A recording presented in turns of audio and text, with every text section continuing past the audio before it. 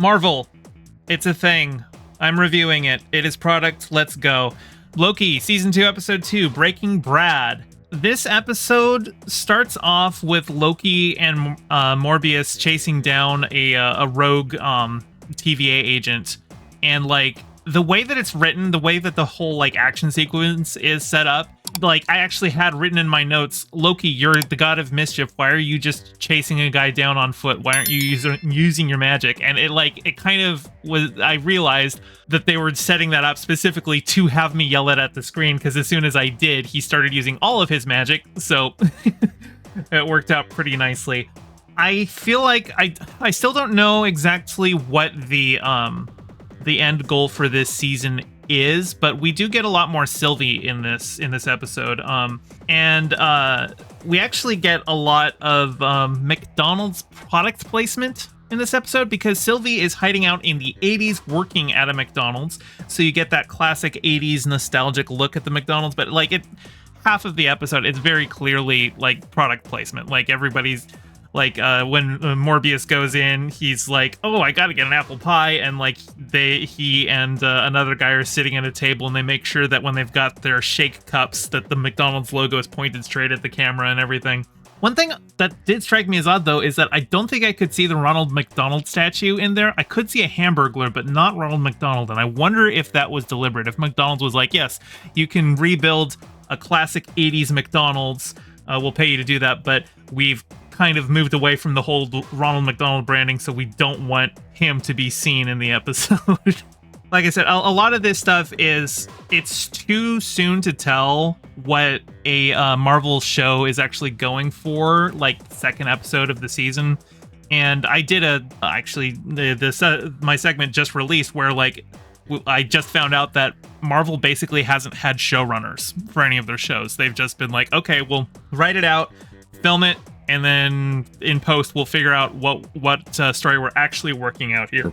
It has always been a case of a wait and see what they're going for, but there's kind of a tonal disconnect in this episode, because there are some other rogue TVA agents who go and like set off a bunch of time charges to try and prune all of the branches of the splitting timeline, and that's something that the TVA had been doing all of season 1.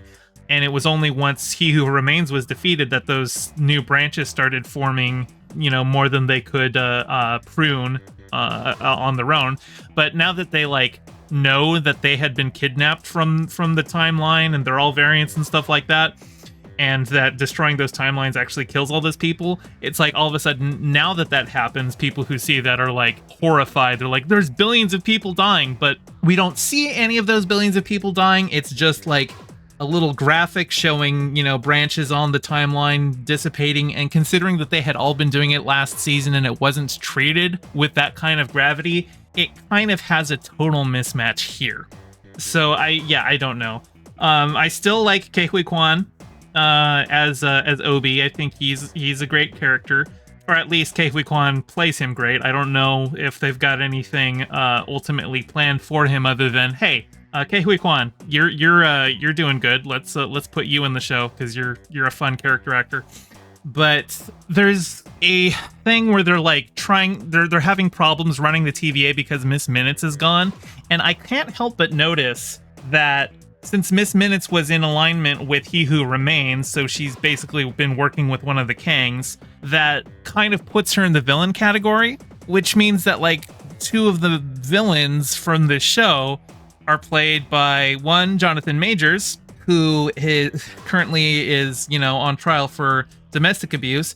And then Miss Minutes is played by Tara Strong, who I feel like I might want to do a segment on Tara Strong, because she was recently let go from a new cartoon that's being developed by Alex Hirsch, specifically because of comments that she made and tweets that she was liking in regard to the current humanitarian crisis in the Gaza Strip. And it feels kind of not great to have multiple people on the show who kind of feel like bad people. Like, I like people playing villains. The villains are fun, but real life villains, not so much. So yeah, I don't know how I feel about that one. And I do know that there was one tweet that Tara Strong had liked where it said Hamas equals ISIS equals something else equals Islam. And she said that, like, she only saw the Hamas equals ISIS and claimed that that's why she likes the tweet. But the tweet was basically saying that all of Islam is just terrorism, and so Islam must be stopped. You know, this religion of over 1 billion people.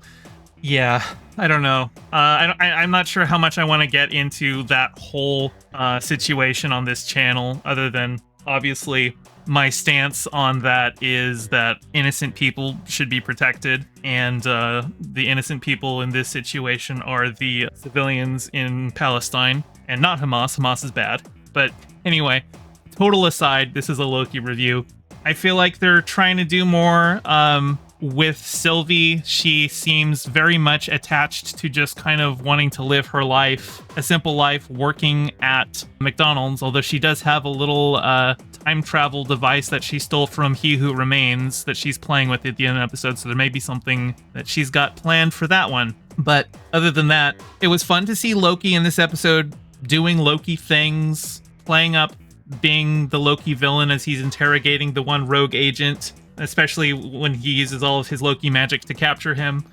It's fun because when Loki's at the TVA, he can't use any of his magic, so for a lot of this show, it's felt like Loki's been really neutered. So to see him actually use the full extent of his powers when he's out on the Sacred Timeline, that's nice, that's refreshing. I like to see more of that.